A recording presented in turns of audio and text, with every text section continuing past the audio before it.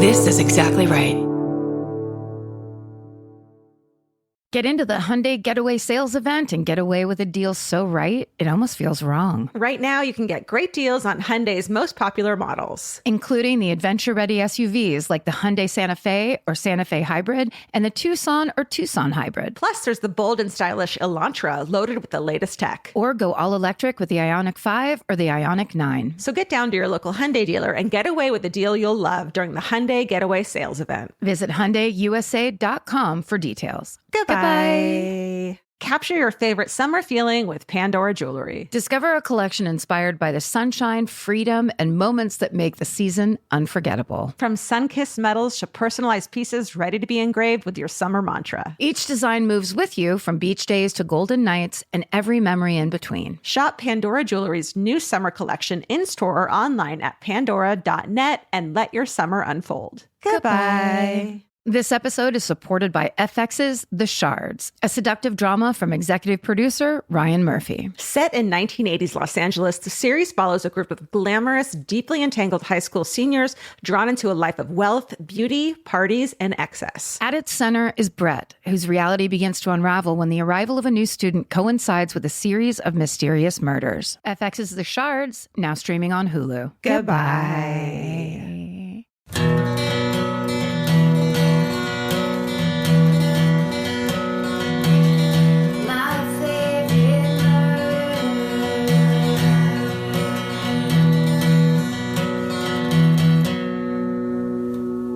Hello. And welcome to My Favorite Murder. That's Georgia Hardstark. That's Karen Kilgariff. We're going to do this thing. We're going to do this thing despite all the things. Despite all the reasons not to. And there are now hundreds. Hundreds and hundreds. I mean, it just keeps getting hundreder. We're doing it anyway. Yes. Keep thinking about a video I saw on TikTok. Mm-hmm. A woman was pulled over by 4 ICE agents, and we can go ahead and put that in quotes because now they've realized that a lot of them are not real ICE agents. Mm-hmm. There was 4 men standing around and a woman, and it's like in the parking lot of a car wash looking thing. Mm-hmm. And this person in a white car just pulls in real quick. The woman runs over, she jumps in the backseat, and they drive away. And they basically saved this woman from being kidnapped. And it is oh my God. the kind of shit that these smaller communities and neighborhoods all around Los Angeles are starting to do. They're Totally. organized, they're communicating, they're getting out to their people. It's really incredible. And it's so on my mind all the time. I know. now. I'm so fucking proud of our city and Yeah. everyone showing up and giving. And it's just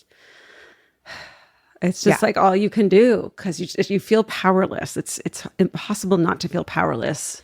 I think the thing they underestimated is that basically everyone has a family member in some way, shape, or form, however you want to define that, Yeah.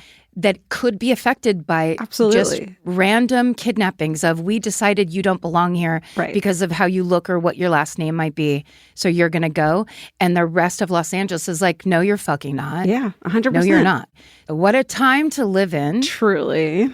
On our social media, you can go and look and see we posted nonprofits to donate to, ways you can act, tips on if you see things happening, if you're living in this area, or if it's happening in your area, because now it's happening in lots of places. It definitely is. So, Yeah, I know. That's the vibe, but also how do you not talk about it? yeah, for sure. We've gone past the pale once again. How were we just living this? Didn't we do this in 2016 when we started this podcast? Yes. I can't believe. I wonder what we would have said if it's like someone had told us like it's gonna be the same and worse. It's going to be the worst in the way that like the quote unquote overreacting people said Yeah. it was going to, and everyone else is like, calm Right. down. You don't, and that's a lot of that, you get a lot of that internet troll bot bullshit where it's like, that's not even how, and it's Right. like, That's not how it's it not works. happening to you. And I don't want to be a martyr. You and I are 2 white ladies with means and opportunity. So it's not affecting us the way it is other people. So I don't want to act like that. But Talking about it is not acting like that. Right. We're not saying it's happening we're to just us. pointing it out and we're aware of it. And fucking let's all do something. Yeah. Let's all do individual galvanized community shit. Yeah. So that we all stand up and say, which is what everyone did at Yeah. the No Kings protest. Totally. I have a true crime related suggestion, or what's it called when you suggest something? Recommendation. Thank you. You're welcome. So it's a book. It's a memoir that I love. It's so murderino. It's so good. However, halfway through over the weekend, I had to hand it to Vince and say, take this away from me. Like, my anxiety is so, it's like, oh. So I feel I want to recommend it because it's great with that caveat. Yes, that please remember that part of the quote unquote enjoyment when you are a consumer of true crime is that you're spiking your cortisol. You're getting your nervous system worked up for your own reasons. You get to do that if you want to. Totally. And you also get to dip out of it when you want to. Dip out when you need to. Have a hot dog and watch Detroiters. Because oh my God. There's that clip that's going around from Detroiters, one of my favorites, where Tim Robertson is yelling at the lady she goes, hey, don't use that language. She says something because there's a little kid next door and he goes, tell your husband to back off. And then he leans down and she's like, dude, that's my son and don't whatever. And he leans down, starts yelling at him and the kid just slaps him across the face. It's like one of the funniest it's so absurd. Series of things. It's so great. It's like it takes place in reality, except everything is absurd, which is just amazing. Delightful. Okay, so the book is called Working Stiff. And it's a memoir of a medical examiner. Yeah. Did you see it? I've heard of this book, but I've never had the guts to read it. Yeah. So it's literally the guts. You need guts because they talk about guts. And it's by this amazing Dr. Judy Melanik, MD, who worked as a medical examiner doing autopsies in NYC, in Manhattan. And she started in like the year 2000. And so the first half of the book is just like the experience of autopsies and unexplained deaths and how it's just like really fascinating stuff that I think people like me are interested in. Like if you read Mary Roach's Stiff, this is like that. But then the second half, it's the year 2000 or so in Manhattan. Yeah. Guess what happens? And guess what she has to be the medical examiner for just straight up 9/11. So the tagline is 2 years, 262 bodies, and the making of a medical examiner. And, it's this awesome woman, Judy Melanik. So I highly recommend it, and I highly recommend a beta blocker. I mean, you truly have to just know what you're going into. And it's like the story around 9/11, people's individual stories. Yeah. I mean, what's more fascinating, but also the most stressful. And then at a time like this where everybody feels very vulnerable, worried, constantly exposed. Right. It's like, watch the content choices. Yeah, between the news and reading that, I was like, put it down for a minute. Spend some time with Vince. Like, you gotta be in the world. Yeah, be in the world. So I handed it to him and I'm like, I don't want you to never give this back to me, but please take it right now. It's like the same thing when you're eating like a box of Oreos. You're like, take these from me. Yes. Because I can't control myself. And when I attack you like a rabid raccoon to get them back, fight me. Yes. I'm just asking you to be in this relationship. Yeah, like fight me to a point, And then take me out to dinner. Right. I did that. I went into the real world and I went up for Nora's graduation party. Oh my God, yay. And it was lovely. And it was like, I got to see a bunch of my cousins and my family. And it was just a hang at my Aunt Jean's house. And it was really lovely. And it was real fast. I just had to go and come back kind of. In your Hyundai Ioniq 5? In my. That's how deep the advertising is going. Is that we're just seeding it. No, that was a freebie. Okay. I need to turn my air conditioning on. I'm having a hot flash. I was on my drive back positive that the seat heater was on in my car.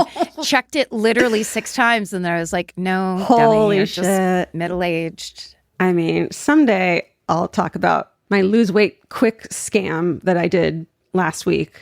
I lost 3 pounds overnight by getting a simple hysterectomy. Oh, boom. Oh my God. Stomach is flat. You are true Fitspo inspiration. Or what are they called? Fitspo. Yeah. Follow me for more advice. Georgia, how was it? Not bad. So I want to talk about it because it wasn't bad. And I don't know. I know one person who's had it. And I know a couple. Yeah. So, I mean, it's interesting. It's really interesting. Get thin quick. Lose 3 pounds in 2 days. Overnight, man. Major surgery. Get some great drugs, eat a lot of Uncrustables, like boom. Were you scared? Yes, I was terrified. Yeah. Was it your first surgery? Yeah. And it's also weird to be like, I turned 45 and then the same week. So it just like felt like an old lady thing. Yeah. And it's also weird to put a period at the end of, are you ever going to have a baby one day? And it's like, it's not your cute decision anymore and you take a stance. It's no. Yeah. So, or biologically at least, you know? Yes, completely. That's an adjustment. Yeah. So it's interesting. It's a big adjustment. Yeah. What if this whole time it was just your, uterus that was, or whatever the actual part is that's causing all the problems. And now you're just pain, like, I mean, yeah, you can sleep. Well, we're going to talk about it in our next memoir. So, okay, cool. Called Don't Get Murdered and Stay Sexy. It's called Hysterectomy Time with Karen and Georgia. Hysterectomy me, hysterecto you. Right? Right. We'll pitch it out. We'll figure it out before the book comes out, guys. We promise. Yeah. Oh, wait. Can I read you a fun email? Yeah. The subject line is, my grandma drove an ambulance in World War II, which is connected to the Rochambeau story that I did, which was the bonus. Yes. Again, sorry, but Hyundai sponsored. We get really excited when people like us. We like it when people believe in us.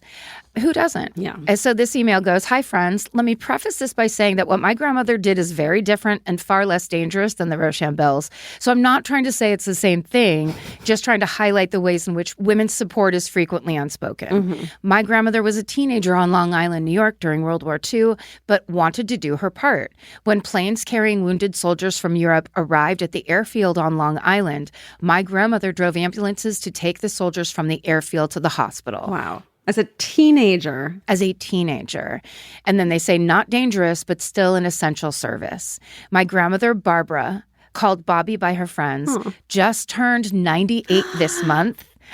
And her memory's pretty bad. So is mine. Let's not be judgmental. So this is my reminder to ask your grandparents for their stories. Totally. Stay sexy and do what you can, Abby. Abby, what a perfect letter for this tough opening. I mean, right? To get us back up on level ground. Bobby, well, we're not friends with her. Barbara, happy birthday. Thank you for your service. Thank you for your bravery. Absolutely. It is brave to give service in any way way, shape, or form. Definitely. So thank you for that. Do what you can. I love it. And sorry for all the swearing. I'm sure Bobby's pissed about it. I like those girls, but the swear word girls? And then she just pulls a Kleenex out of her sweater sleeve. Ugh.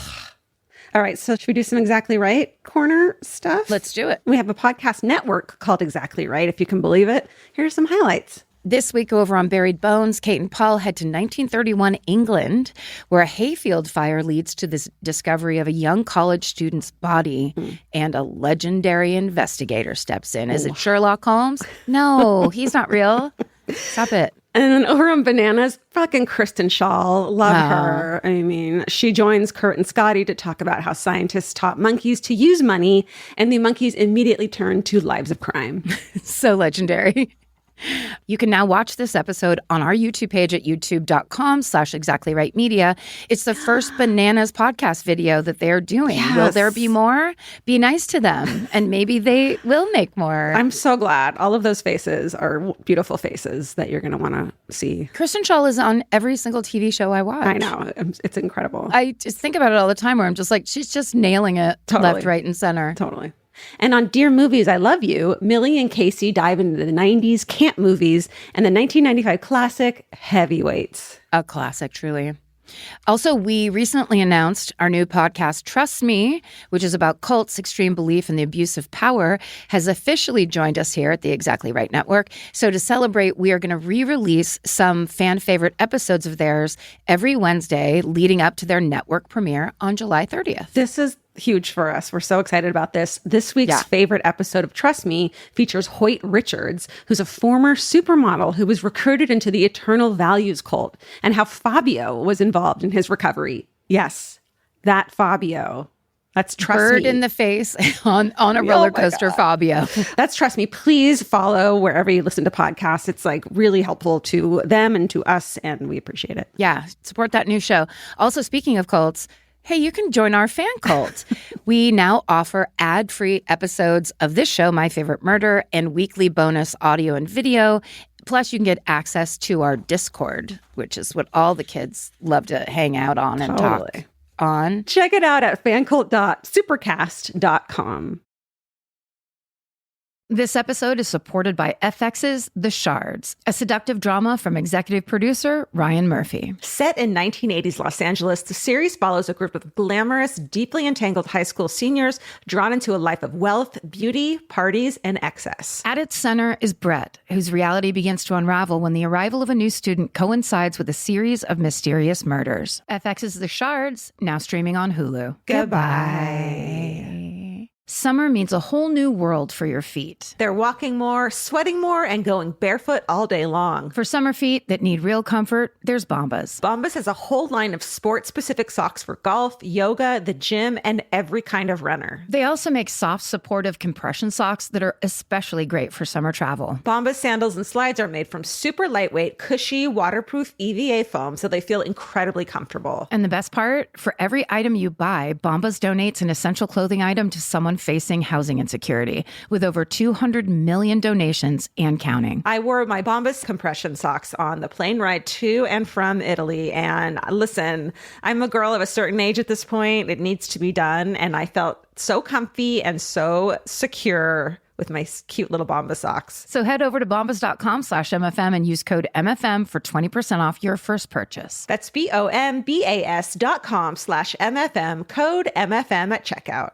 Goodbye. Capture your favorite summer feeling with Pandora Jewelry. Discover a collection inspired by the sunshine, freedom, and unforgettable moments that make the season so special. Whether you're planning a weekend getaway, gathering with friends, or simply soaking up every sunny day, Pandora Jewelry offers meaningful pieces designed to celebrate your unique story. From sun-kissed metals that catch the light beautifully to personalized pieces ready to be engraved with your summer mantra, every detail is crafted to help you express yourself with confidence and style. Explore charms, bracelets, rings, necklaces, and more, thoughtfully designed to complement every adventure and occasion. Each design moves with you, from beach days and road trips to rooftop dinners, golden nights, and every memory in between. Layer your favorite looks, mark life's meaningful moments, and create lasting reminders of a season you'll never want to forget. Find the pieces that reflect who you are and where this summer takes you. Shop Pandora Jewelry's new summer collection in-store or online at pandora.net and let your summer unfold. Goodbye. All right. Okay. I go first this week, or you? It's you. It's me. I can tell now who goes first just based on what kind of story I have, you know? Yeah. You're welcome. Thanks, Molly. Our producer, Molly Smith. I'm going to get comfy. Okay, please do. You have heard me talk about this story before. It was just long ago. Mm-hmm. The reason I know about it is from the television show I Survived. Yeah. But a listener named Alana sent this story into us because it's her hometown. And so Marin did all her research and wrote this up for us. So I get to retell it to you now. It begins on July 19th, 1989, and United Flight 232 out of Denver, Colorado is headed for Chicago. Oh, no. Yeah. Oh, you know what? Good point. If you are about to fly. Are you on a plane? People listen to this on plane. If you're on the plane, please press stop. If you are in the security line, go ahead and take those earbuds. Go home. Well, you're fine because I talk about it. Marin does some nice research in the end about how rare anything like this is. Totally. But this is one of those stories that will bum you out eternally if you don't shepherd it into your brain correctly. It's like that book, Take a Beta Blocker. That's right. Careful, careful, careful. So there are 296 people on board this plane, including passengers and crew. One of them is a 29-year-old man named Jerry Schemmel. Jerry is a deputy commissioner of the now defunct Continental Basketball Association, or the CBA, and he's headed to Chicago for the league's draft. Marin notes the CBA was essentially the minor leagues for men's professional basketball in the U.S. Good to know. So you can put that into your basketball scrapbook. Jerry was originally booked on an earlier flight. He got bumped off that flight, and he was rebooked on Flight 232, which takes off around 1 o'clock local time. Do you do the thing where whenever you get bumped, it's like either the one I didn't take or the one I'm going to take is the one that's going to crash? I don't hope it's the one I didn't take. I mean, you know what I mean? I think our brains are wired to do like sliding doors. Yeah. Okay, what does this mean for my future blank, blank, blank? Makes sense of things. Okay. Yes. I also had a procedure done recently, and right before I went under, I was kind of waiting out there. I was just sitting there waiting for them to take me in, and someone opened a door, and there was just this waft of like kind of summertime hay smell, and I was like, oh, I'm definitely going to die. I'm going to die on the table. Why? Because there's hay in the surgery room? Just because it felt like this is what my childhood smelled like out in the country in Petaluma, which is like, why am I smelling this right now? The memories are popping up in those neurons because they're dying. Well, because I'm being so vain by getting plastic surgery, essentially, where I'm like, I'm dying on this table today. I know what you mean. It's like, if I get, because I've had stuff done, I've never been put under, but like, yeah, you're like, no one's going to feel bad for me. There's no empathy for the lady who was like, can you tighten my neck, please? Right. And it's like, yeah, it's okay. Sorry. Everybody, you're going to get the real info here on My Favorite Murder. Look, we got to say it. There's only one chance to say it, and it's right now. That's how we've lived our lives. Okay, so Jerry Schummel takes his seat, and he begins to unwind on this, what's supposed to be a very easy 2-hour flight to Chicago. This is a DC-10 aircraft, which is sometimes called a trijet because it has 3 engines, 2 on either side of the plane under the wings, and then 1 in the back on the tail. DC-10s are no longer used in commercial flying, FYI. So this particular DC-10 has made nearly 17,000 successful flights over its 18-year lifetime. Jesus. And the pilot that's flying it today is just as experienced. 57-year-old Captain Al Haynes has more than 30 years of flying under his belt. Wow. So this is very just work a day, very normal. Here we go. It's a commute, 2-hour commute flight. About an hour into this flight, the plane's cruising along at 37,000 feet in the air over northwest Iowa. Jerry's just been served lunch, which is a basket of chicken fingers, coleslaw, and, as you mentioned earlier, Oreo cookies. Oh my God, how classy. 1989 coming in hot. Right? The snack of the late 80s. But then Jerry and everyone else in the cabin hears a sudden, deafening boom rip through the DC-10. The plane and everyone on it starts violently shaking. This probably lasts around 5 to 6 seconds, but of course, to everyone on the plane, it feels like an eternity. And like everyone else on board, Jerry is immediately gripped by pure terror. He assumes it's a terrorist bomb that was hidden in the cargo hold. And he will later describe the chaotic scene around him, saying, quote, I heard a lot of screaming. There were plates and dishes and silverware being tossed around because of the drop. And people on their feet, including flight attendants, lost their balance. Oh, my God. So it's not just shaking, but then the plane itself drops. Oy vey. Then Jerry realizes he might be about to die. Yeah. Again, stop this podcast right now if you're just chilling on a plane thinking that you're going to do it all. So these are the very first moments in what will soon be considered one of the worst air disasters in U.S. history. What? And one of commercial aviation's most extraordinary stories of skill, teamwork, and heroism. This is the story of United Airlines Flight 232. I don't know this one, but I'm assuming they survived, and huzzah, that's really great. So there was a special episode of I Survived that aired in 2009, which I was talking about earlier, and that's one of the sources Marin used. She also used a 2021 Medium article by Kira Dempsey entitled Fields of Fortune, The Crash of United Airlines Flight 232. And there was a 2017 Popular Mechanics article written by Lawrence Gonzalez entitled The Crash of United Airlines Flight 232.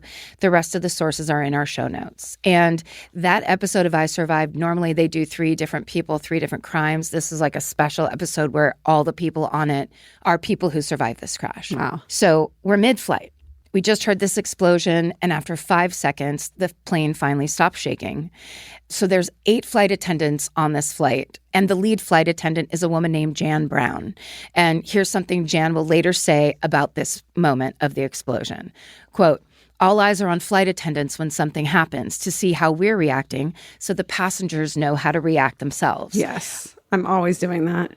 She seems cool. She cool? She's cool. Oh, they deal with this all the time. Yeah. And that is kind of like, there are people in life like that too. Totally. Where it's just like, the kind of people are just like, it's fine. That's completely my sister's friend, Adrian. It's just like, yeah, this happens sometimes when the blah, blah, blah. And it's like, just give me anything and I will be on that level. Totally. But if so-and-so's freaking out, then there's a problem. If dad's freaking out, then... then it's impossible not to. Right. Okay. So here's Jan's quote. All eyes are on flight attendants when something happens to see how we're reacting so the passengers know how to react themselves. I always had a poker face like there's absolutely nothing wrong because priority is to maintain calm of the passengers. I just went back to picking up trays as if nothing happened. Jan Brown. Okay.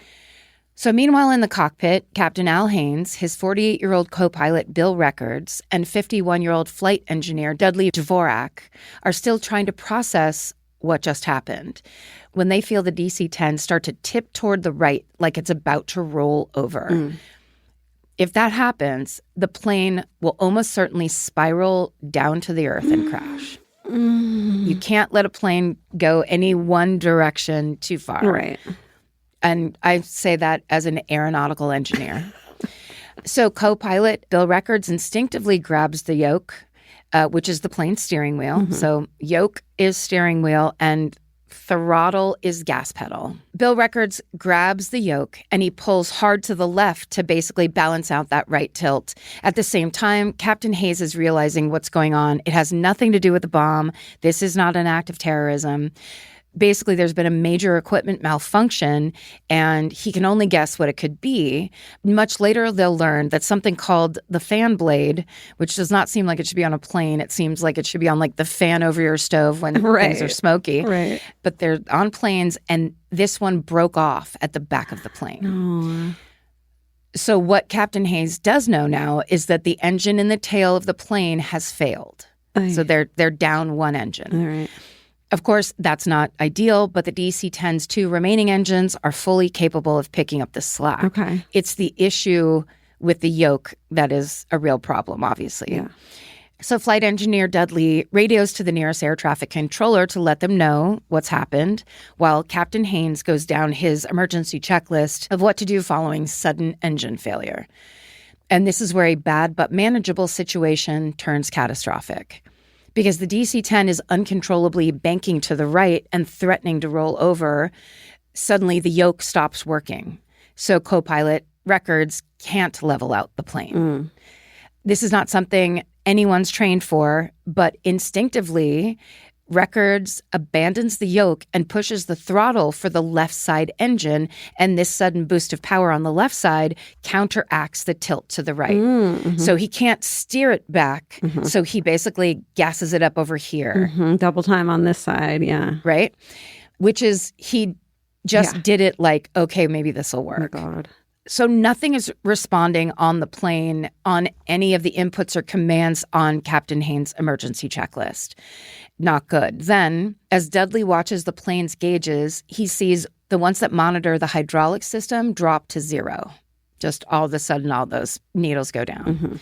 So as you can guess, the hydraulic system on a plane is extremely important. It powers a bunch of the controls that allow the pilot to adjust the plane's direction and altitude, that lower the landing gear, operate the brakes, like all the vital things.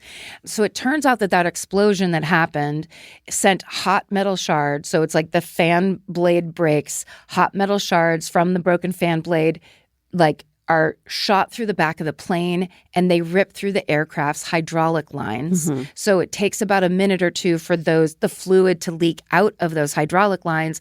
And once that happens, the whole system goes down. Got it. So the yoke doesn't work and all the gauges drop to 0. And basically, losing a plane's hydraulic system is beyond a worst-case scenario. The cockpit crew, who are very, very experienced pilots and crew members, have never trained for it because no one has ever trained for it. Flying a DC-10 with no hydraulic system is not thought to be survivable. Holy shit. Captain Haynes will later say, quote, "If you do not have hydraulics, you absolutely have no control. You might as well just take the control column and throw it out the window. 1,000,000,000 to 1 were the odds that this would happen." Fuck.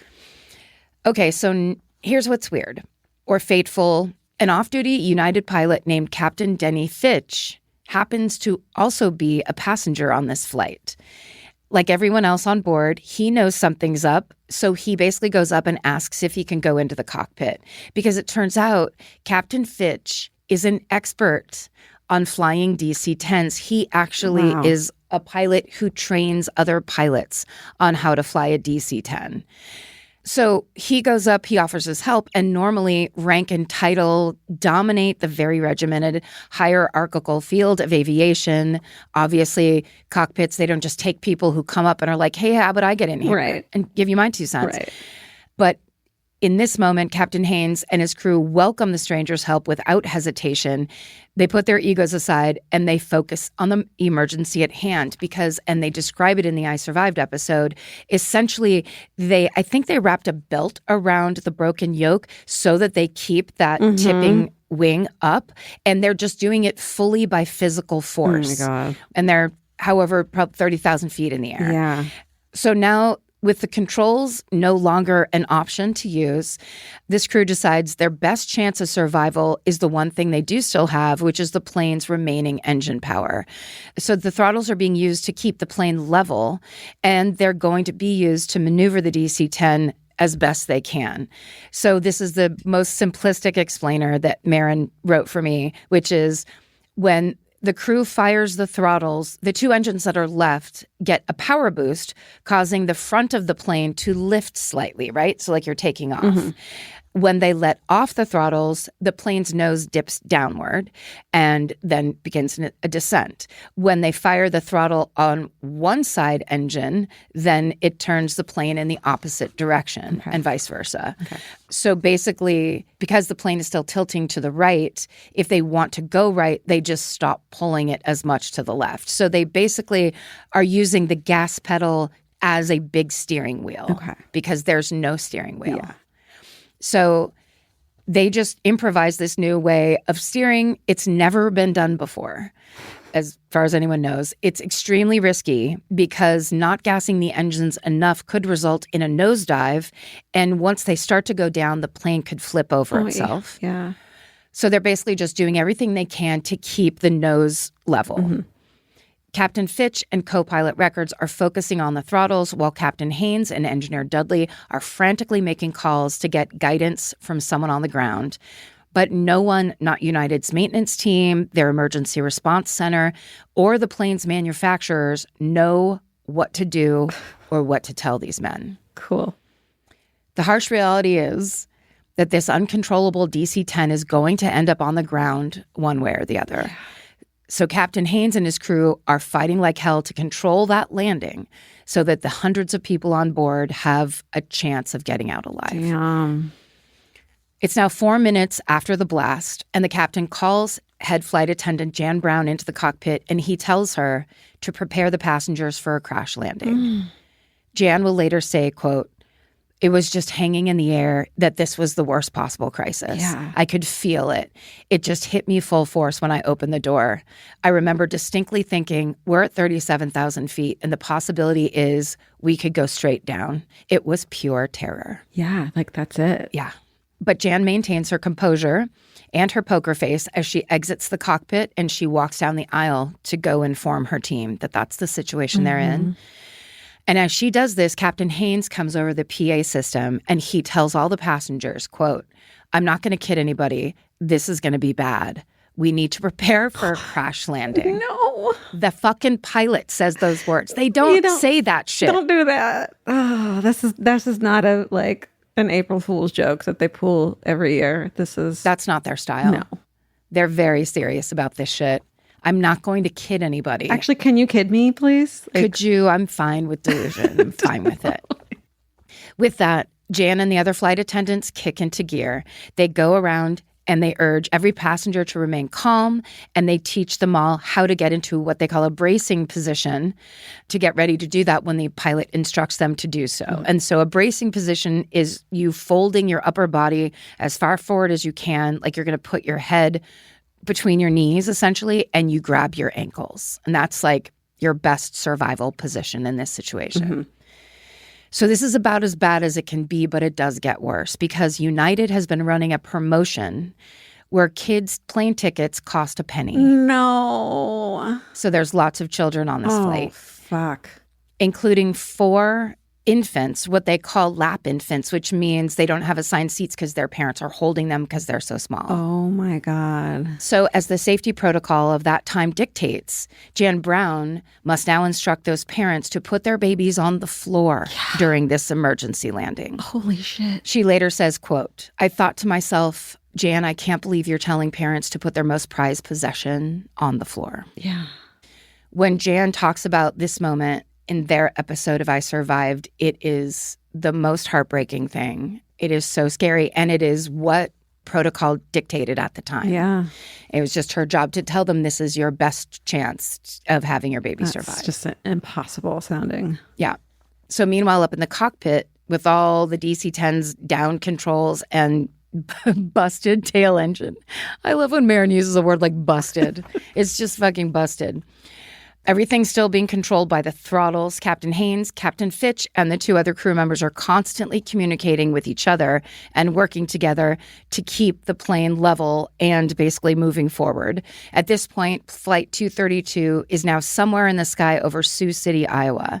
And Captain Haynes is starting to feel hopeful that his crew can use the throttles to descend enough and make a landing. He knows it will be a Herculean task, but the Sioux City airport is not that far off of the plane's current flight path. Mm-hmm.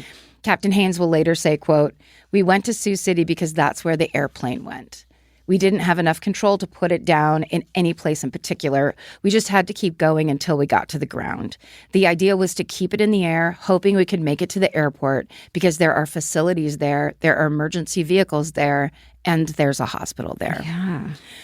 So now Captain Fitch takes over the throttles while the other 3 men try to prepare as best they can. They're coordinating with Sioux City controllers and emergency services. They start dumping fuel to lighten the aircraft, and they manually open the landing gear's door, which you can do from the cockpit, so that gravity basically pulls down the landing gear because hydraulics won't do it. Oh my God. Captain Haynes later says, quote, "They say your life flashes before your eyes, but we never thought we were going to die. We didn't think we were going to crash. We thought if we can just get this to the ground, keep it flying, we'll be okay. We were so busy, you don't have time to think about anything else." Yeah. It's like, what else? You're not going to panic and give up. You just do whatever you can, probably. Yeah, you keep on working toward a solution. Yeah. You just keep fighting, Yeah.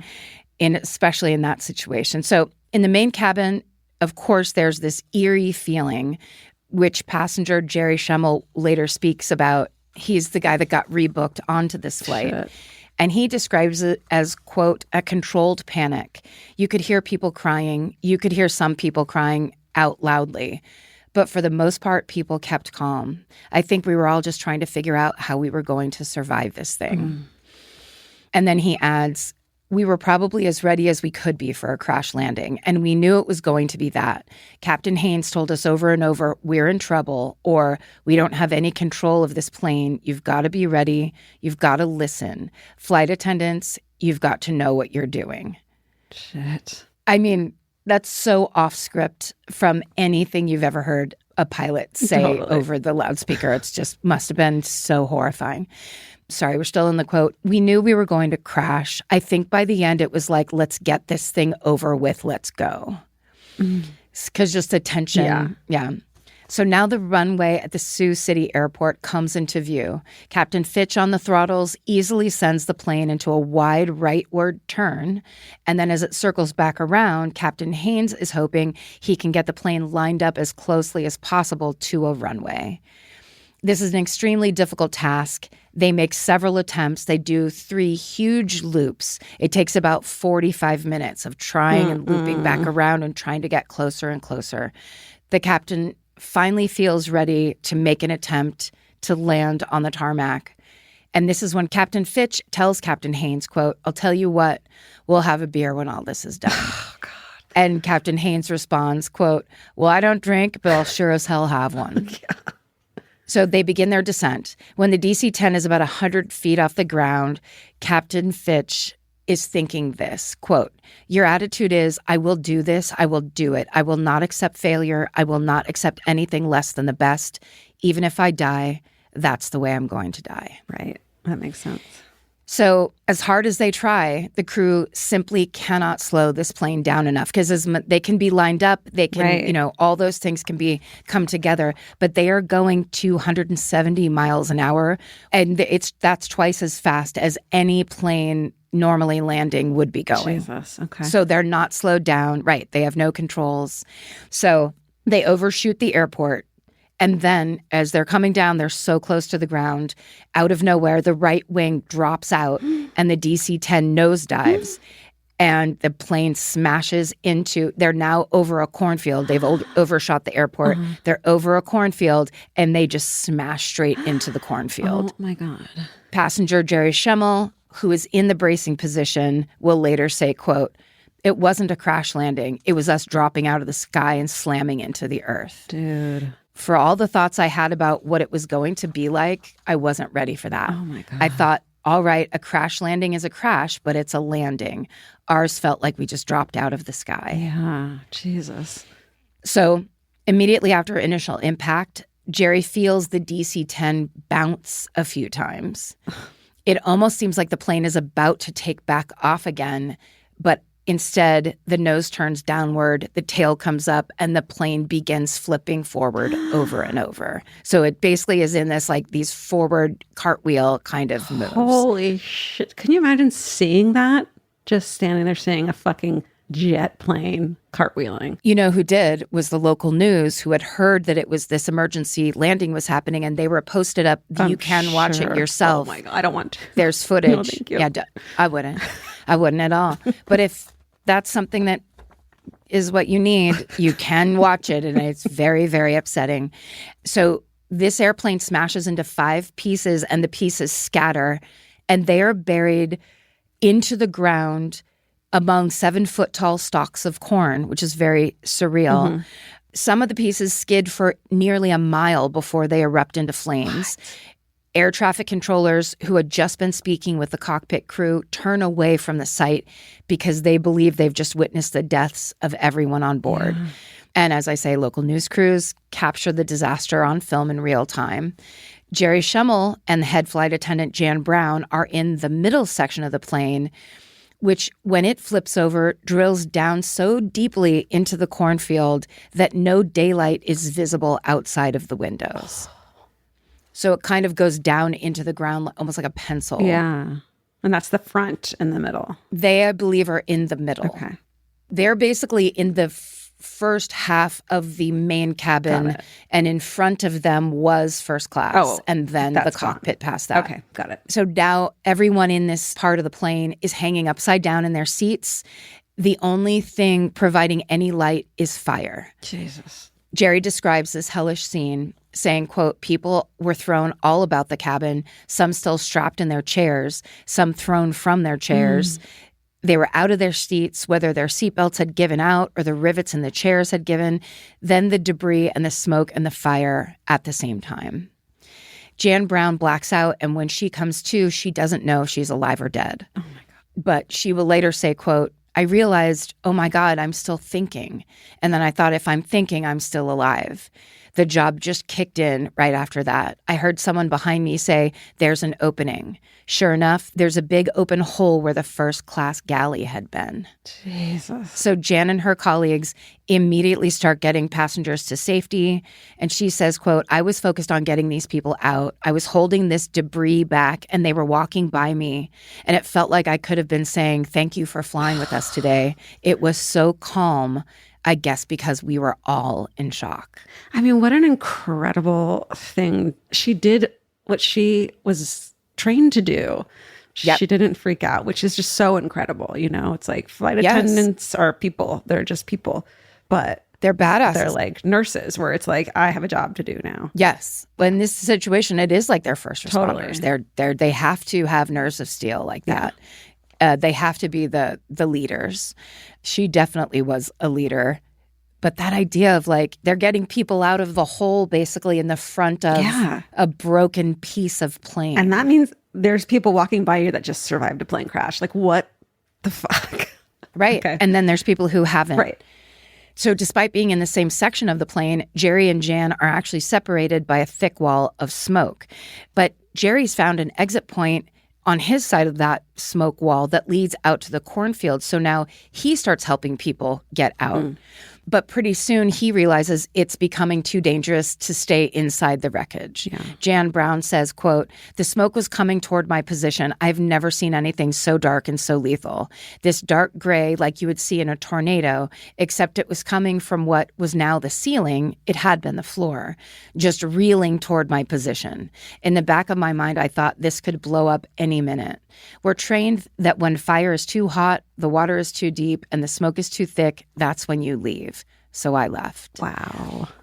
So basically almost everyone gets out before her, but then she just has to get out. Because also it's that thing of like staying inside to help people while you're overcome with smoke, you'll just end up dying inside. You're not helping at that point. You're hindering. So while she is navigating tall stalks of corn, Jan bumps into the passenger that had been holding her 22-month-old baby boy, his name was Evan, on her lap during the flight. And she's now trying to get back inside the wreckage to go look for her baby who was thrown from her during the crash. No. Now, Jan blocks her way, trying to tell her you need to wait for the rescue workers. It's not safe, like trying to protect this woman. And Jan remembers the woman looking her in the eye and saying, quote, "You told me to put my baby on the floor and I did, and he's gone."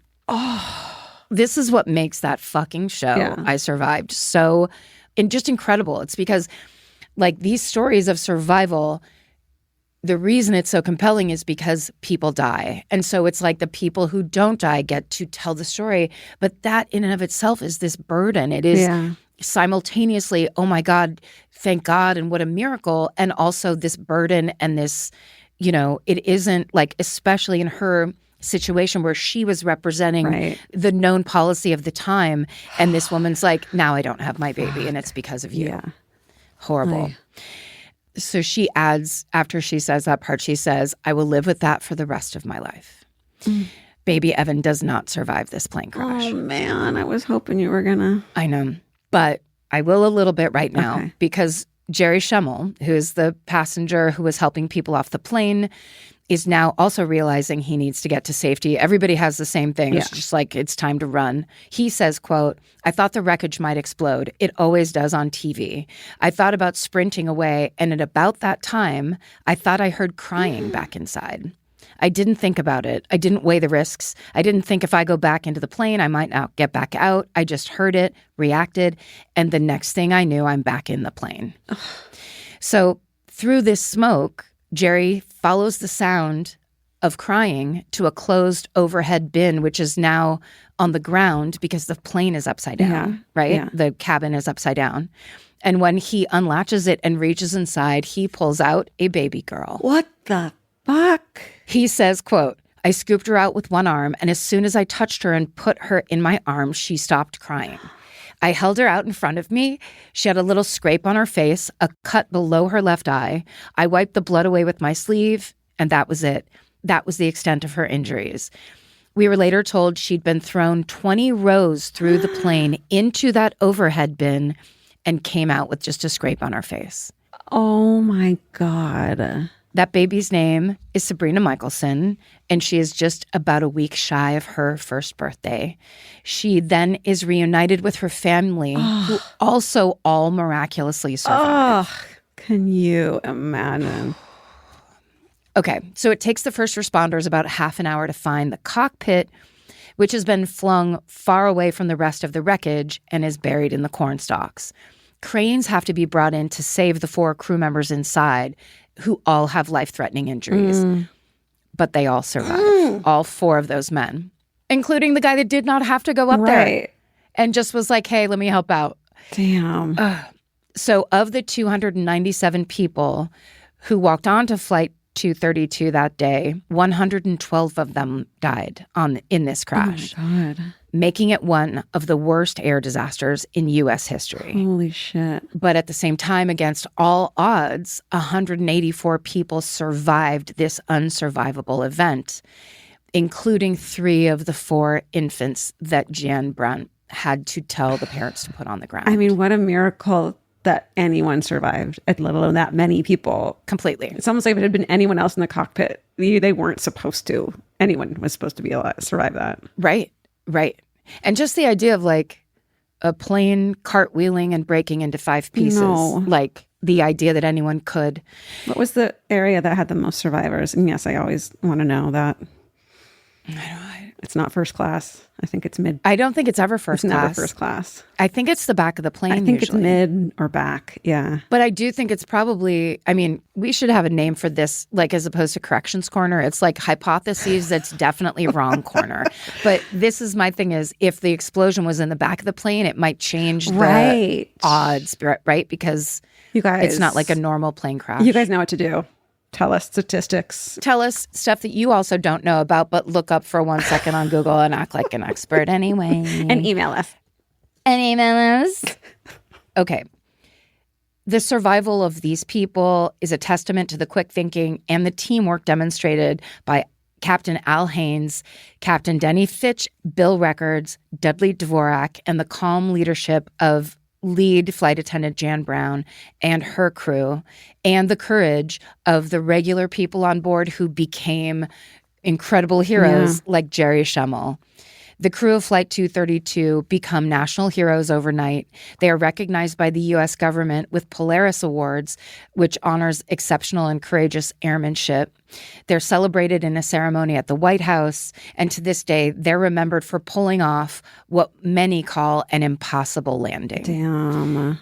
In the months after the crash, that reminds me, I just remember that one, and it was at the Burbank airport, and it was a JetBlue flight, and they had their front landing, like gear was turned to the side. Yeah. So he had to come down and land on the back landing gear, and then as slowly as possible, slow the plane down without putting the front landing gear down. Yeah. And then once he started to, it started sparking and catching fire. Yeah. But then it just, that went out. I watched it live on the news. And you like lived by there at the time. Yes. That's crazy. Yes. Sorry, I just interrupted this plane crash story to tell you another plane crash story. In the months after the crash, UPI reports that United's best pilots attempt to replicate Captain Haynes' landing and the survival rate in flight simulators. No one could do it. Yeah. It's almost like when they did land on accident, it wasn't supposed to happen, but maybe they wouldn't have survived. They did it the best they could have. They literally figured out the best survival rate in a situation where it was hopeless. Yeah. Still, Captain Haynes, like his colleagues, struggled with PTSD and survivor's guilt for years. And Captain Haynes humbly says, quote, "We were just doing our job, but we did it together and we gave those people a chance." Wow. Incredibly, most of this cockpit crew returns to flying within a year of this crash. No. I mean, yes. Imagine. Yes. Yeah. They're like, we're really good at this. Yeah. But oh my God. Yes and no. Oh my God. Captain Denny Fitch, who nearly dies from his injuries, is the one exception. He's told he'll never fly again. He's back in the cockpit within 2 years. So he just takes an extra year to rehab. To beat the odds. Damn. Yeah. To take some deep breaths and be like, it's fine. I'm fine. A few years later, in 1991, in tribute to the skill and leadership demonstrated on that tragic July afternoon, United arranges a ceremonial flight from Denver to Chicago, the same route Flight 232 was meant to complete, and they invite the surviving crew members on board.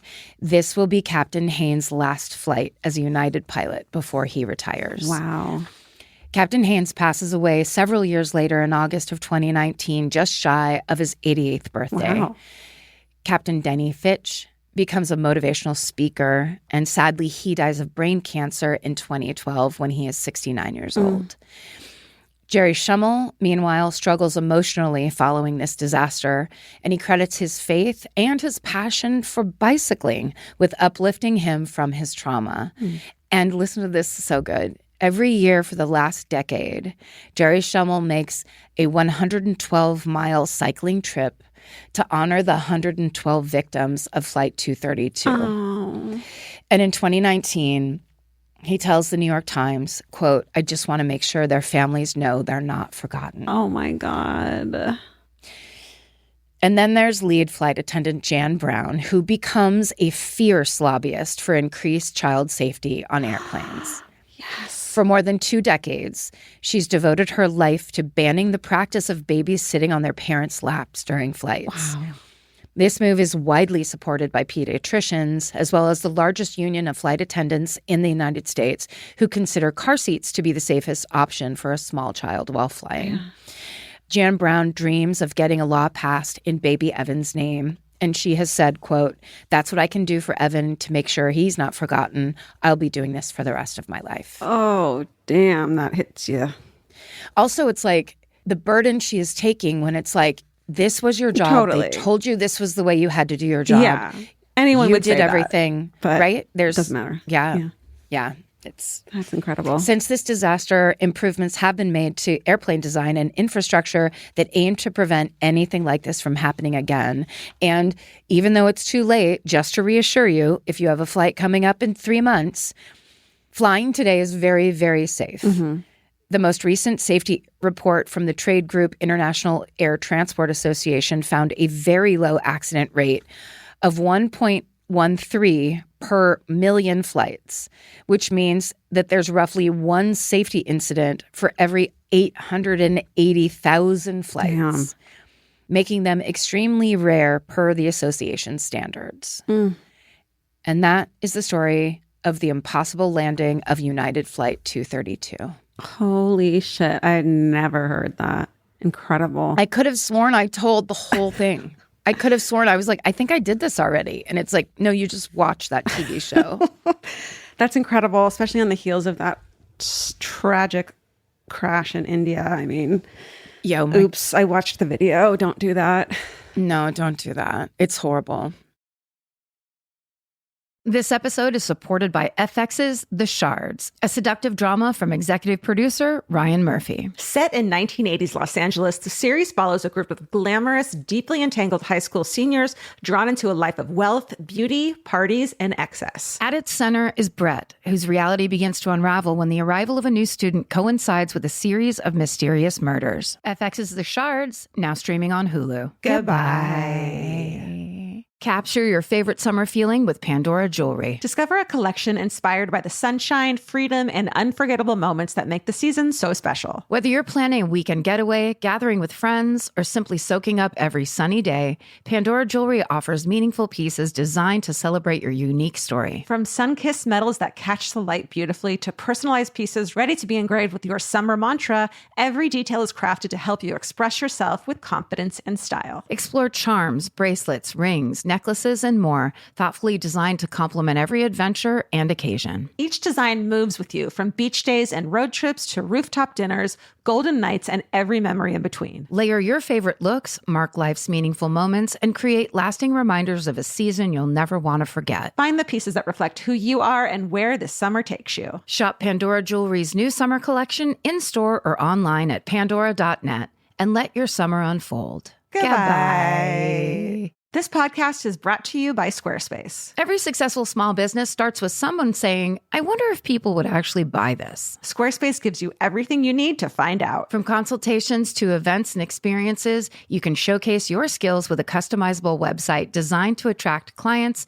and grow your business. With Squarespace's collection of cutting-edge design tools, anyone can build a beautiful, professional online presence that perfectly fits their brand or business. Get paid on time with professional invoices and online payments. Plus, streamline your workflow with built-in appointment scheduling and email marketing tools. Head to squarespace.com/murder for a free trial. And when you're ready to launch, use offer code MURDER to save 10% off your first purchase of a website or domain. Goodbye.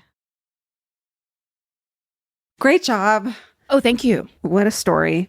Yeah. My story is lighter. Perfect. What if you're like, I also have a plane crash story? It's not a plane crash story, but it does kind of go with the letter that you read about World War II, because it's a World War II story. Nice. Yeah. But it's a heroic story that you're going to love. It's a story of courage and heart and a very unlikely World War II hero. She wasn't a soldier, of course. She didn't carry a weapon, but she did help save lives. She even went on to have a post-war television career. She's admirable.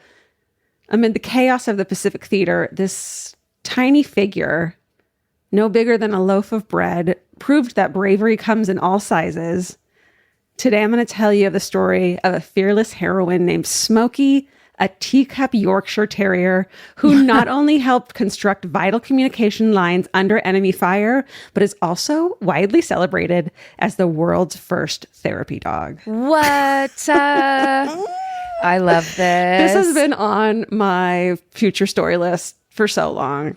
I've been waiting for the day to tell it. You're telling it to the right person too. I don't know why. I think it's that thing where like why people like the pets they like or the animals they like or whatever.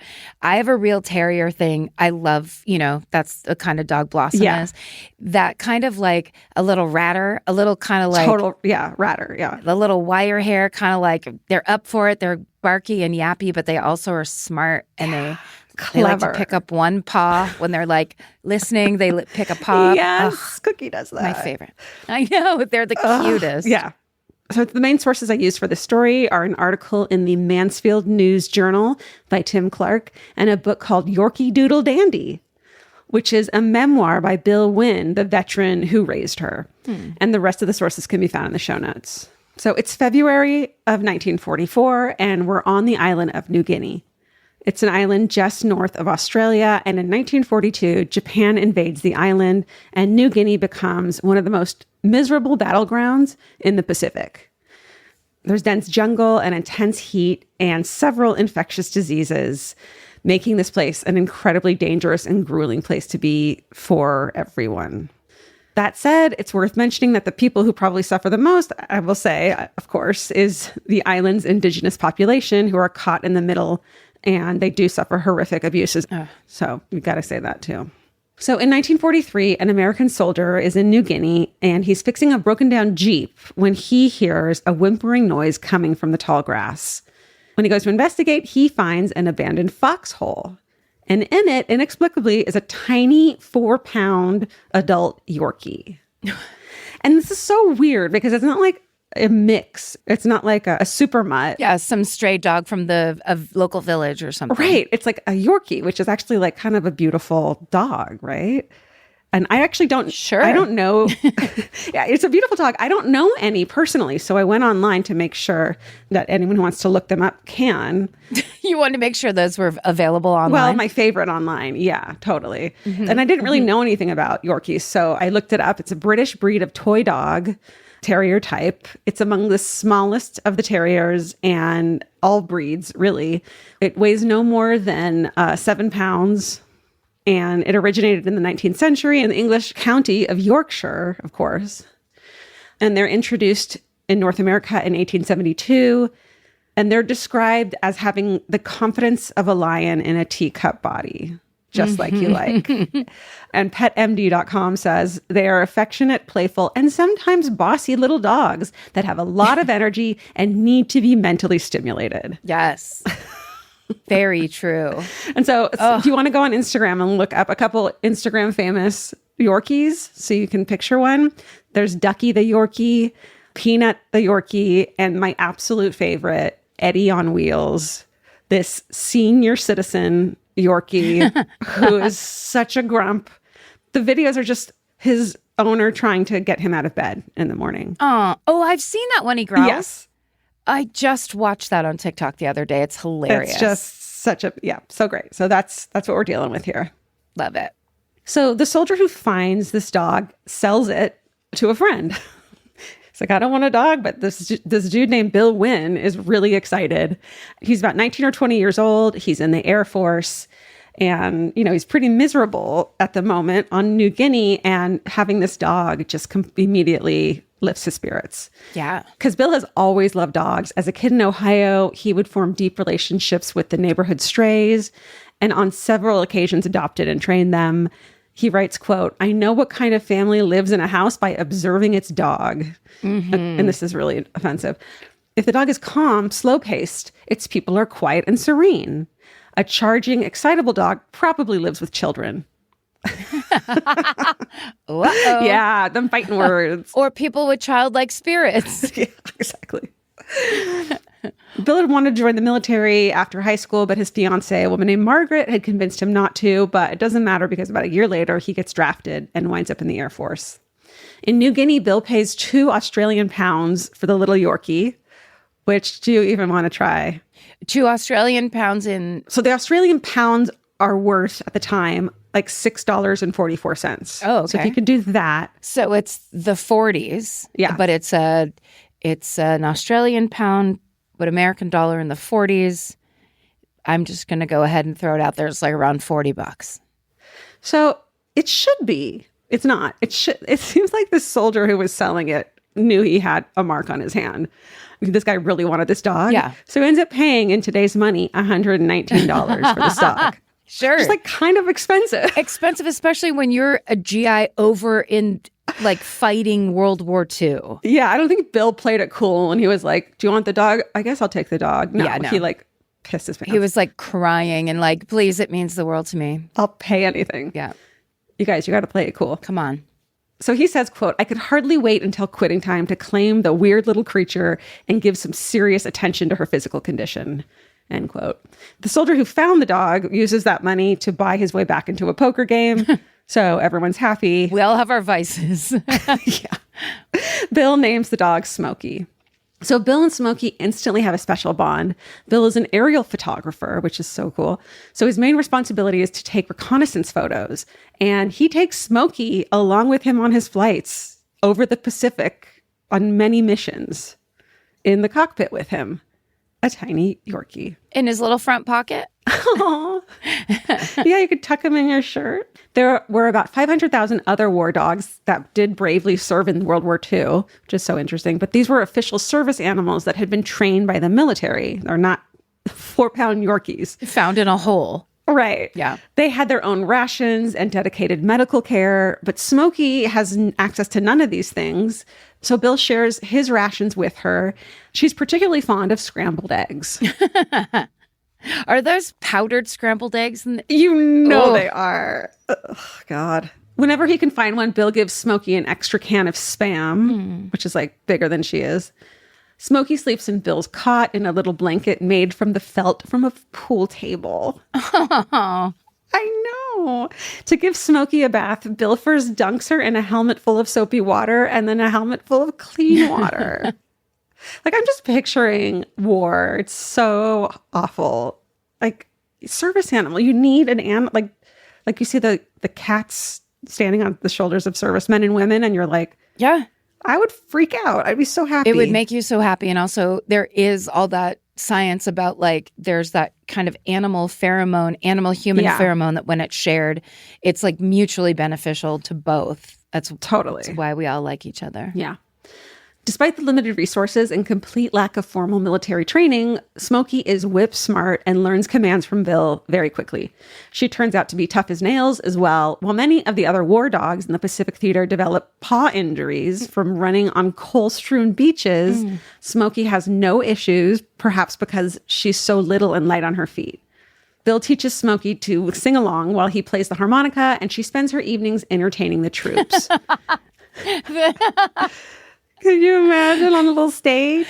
Can you imagine they were hurting for entertainment. They're just like, Bill's dog is going to howl along as he plays the harmonica. Great. Gather This around, is the best everybody. show I've ever seen in my life. Shh, shh, shh, shh. Be quiet. Be quiet. Smoky's singing. Bill says, quote, guys were arguing over who would get Smoky if I got knocked off, end quote. Oh. Which is why he said he started taking her on flights, too. He's like, I don't want anyone else to get her. Yeah, that's right. Bill winds up coming down with dengue fever, which is a tropical mosquito-borne illness, and he winds up in the hospital for 5 days, and Smoky goes along with him, and while she's there, she makes the rounds, visiting all the other sick and wounded soldiers and cheering them up. Bill credits her demonstrating the helpfulness of dogs in hospital settings as paving the way for the common use of therapy dogs. Wow. Because it wasn't a thing yet. And like our friend Jocelyn Hughes, her beautiful, sweet dog Nugget is one of those hospital visit dogs. And I'm so impressed because Cookie could never. She's scared of children. It's a very specific personality. Yeah. Yeah. Frank would just walk in and pee on the hospital bed leg or something. Like, he just can't be trusted. No. Like, you can pet me if you want to, but I'm also going to eat the crackers out of your purse or whatever is happening. I'm going to chew on a wire that is essential to your being alive. It's like an airplane.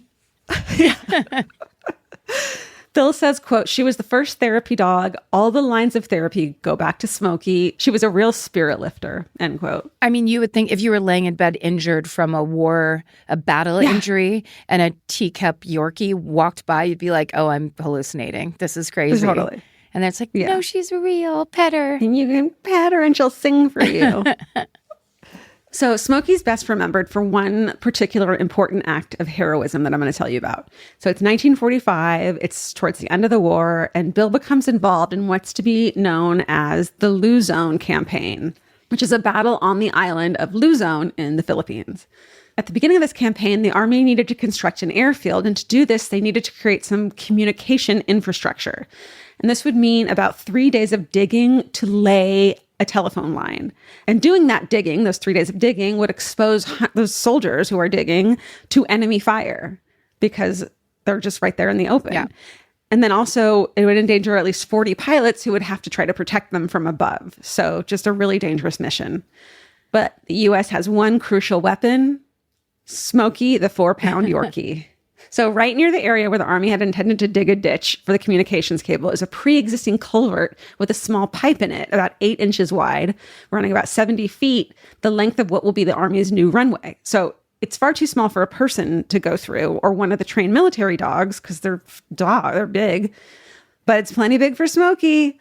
So Bill ties a piece of kite string to her collar, and that kite string is then tied to the communications cable. Bill goes to one end of the pipe, puts Smoky at the other, and then calls her over. Bill says, quote, she made a few steps in and then ran back. Come, Smoky, I said sharply, and she started through again. And with some coaxing, she actually makes it through. So after her successful mission, the soldiers want to reward Smoky with a big steak, and Bill writes, quote, a big steak for a 4-pound dog is about the size of a mini burger, but she earned her reward. When the war ends, Bill has to smuggle Smoky back to the U.S. in a flight oxygen mask case. Back home, which is so like, Cookie wouldn't go in first class. She'd be like, go fuck yourself. And this sweet dog is like... It's not for everybody. Smoky was perfectly designed for this job. Cookie has her own dog seatbelt and dog car bed. I mean... Back home, Bill and Margaret get married, and Smoky begins appearing with Bill on television shows, telling her story because everyone hears about it and they're like so excited. She does tricks and sings along with the harmonica on these shows. In fact, during this period, Bill and his wife actually live in LA, and Bill starts working as a dog trainer for movies. Nice. Which is so rad. Bill then works as a photographer for NASA for 7 years, and then they move back to Cleveland, Ohio, where they're both originally from, and Bill becomes a photojournalist for the Cleveland Plain Dealer and has a decades-long career there. Wow. So Smoky dies in 1957 at the age of about 14, which is really old for a dog, right? Mm-hmm. She's buried in Cleveland in an ammunition box. After Smoky dies, Bill publishes an obituary about her, and this actually leads him to her original owner, which is bananas. A veteran who had also been stationed in New Guinea gets in touch with Bill and says that he had found a Yorkshire Terrier while he was stationed there, but she had gotten lost. What? So we don't really know her actual origins, but someone else had found her and she'd gotten lost. And what's really weird is that Bill had always noticed that when anyone said the word Christmas, Smoky would freak out and get all excited. Turns out the guy's like, I had named her Christmas. Oh. I know. Wait a second, though. So was that dog native to the island and the original guy found her? Or was there a third person who smuggled her in? I feel like there's got to be a smuggled in story somewhere. I mean, you know? Or is this where we find out Yorkies are actually native to New Guinea? No. Who knows? So now there's a memorial to Smoky where she's buried in Cleveland. It's a statue of a little Yorkie happily smiling from inside a military helmet. And there are 10 other monuments to her around the world as well. God. I know. She's famous. Before the post-war era, Yorkies were obscure and kind of not in favor. And their registration fell to an all-time low of 18%. So they were on the way out. They weren't fashionable anymore. But Smoky, when Smoky comes out, Boom. guns blazing, she's actually credited with a renewed interest in the breed. And in 2012 and 2013, the American Kennel Club ranked the Yorkshire Terrier as the 6th most popular purebred in the United States. Wow. And you can definitely trace that back to Smoky. It's all Smoky. Totally. She did it all. Bill passes away in 2021 at the age of 99. Wow. He spent his final years with his beloved dog, another Yorkie, whom he named Smoky 2. And that's the story of Smoky, the World War II hero dog. We love a hero dog here on My Favorite Murder. We love a hero dog. We love a dog owner that's also a hero by adopting a dog mid-goddamn war. Totally. That was a good one. That was nice. You. Yeah, thank you. Just that idea of Smoky, like having that piece of rope in her mouth trying to run through that pipe, like how scary that would be for her. Yeah. And she run, did run, it. run. And She like did a it. little... Good If girl. Smoky can do it, you can do it. Put a piece of string or rope in your mouth and get going. If a 4-pound Yorkie can thrive, not survive, thrive during wartime on an island, you've got this. You're going to be okay. Yeah. You're going to be okay. You're basically like 24-pound Yorkies in one person. What? You're as many 4-pound Yorkies as your generational As you want inheritance. to be. Right. It's up to you. The more, the better. Be the 4-pound Yorkie you want to see in your life. And adopt. Make sure you go adopt. Don't shop. Goddamn, don't shop. Go to your local shelter and find the love of your life. Yeah. That changes the trajectory of your life completely. At Nora's graduation party, Frank and Blossom were there the whole time, and everybody's like, "They're such good dogs." Where I'm like, "What do you mean? They're standing around to try to get cheese and salami that falls off the charcuterie board." But okay. I mean, I just love this story because it changed Bill's life in an incredible way. And I feel like if I hadn't had Elvis, I wouldn't be here right now. He inspired me to try harder and to get people to pay attention to him because I wanted everyone to see how incredible he was. Yeah. I mean, I think this is what what the internet has really given us is truly understanding that the way we value our animals is the way how everybody feels about their animals. Your dog and your cat, it means the world to people, and they are like their own little people. Yeah. It's just lovely. Yeah. I love that story. Thank you. Yeah, I do too. Nice one. Well, thanks, you guys. Are we ending it? I think we should end this. Yeah, this should be the last episode. Goodbye. What if that was how we ended? And with that, guys, bye. Guys, thank you for everything. Bye. bye. Bye. It's summertime. I think we all got the summer wrap-it-ups all the time. So let's just say we love doing this episode for you, as we always do. Thank you so much for listening. Yes, thank you for everything you've given us. You are our 4-pound Yorkie. Stay sexy. And don't get murdered. Goodbye. Elvis, do you want a cookie?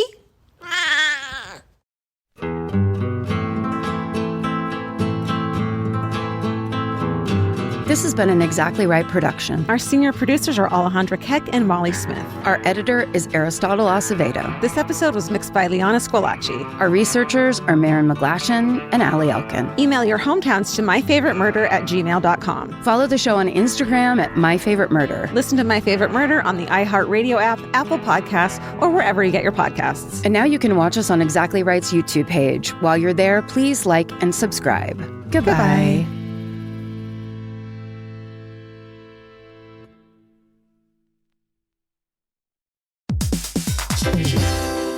Hey everybody, here's the thing about other home security systems. They're all designed for after the window breaks, after someone's inside, after you get the notification, after the police come. SimpliSafe is the first system designed for before, stopping a break-in before it even begins. That's right. Unlike traditional security systems that only alert you after a break-in is already underway, SimpliSafe is designed to help prevent the crime before it starts. Their cameras can detect suspicious activity at the perimeter and alert live U.S.-based agents. Then SimpliSafe's agents assess the threat, intervene, speak through the camera to scare off the intruders, and call for 911 dispatch. That's right, and SimpliSafe has been protecting your world for 20 years, everybody. So celebrate their anniversary and save 60% on your new SimpliSafe system at simplisafe.com/stuff. That's 60% off, you guys, at simplisafe.com/stuff. Plus, when you order, write in our show name and the How Did You Hear About Us survey to let them know that we sent you.